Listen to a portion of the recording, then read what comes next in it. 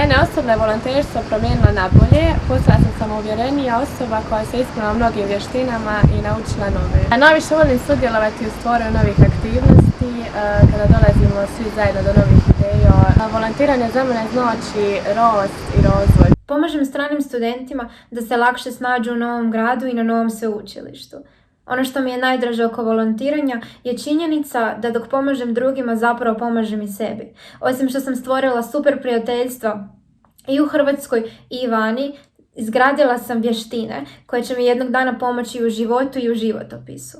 Iako volontiranje nije uzelo jako puno vremena, onako na nekakvoj dnevnoj bazi, rekao bih da je svakako bilo nešto što mi je obilježilo moje studiranje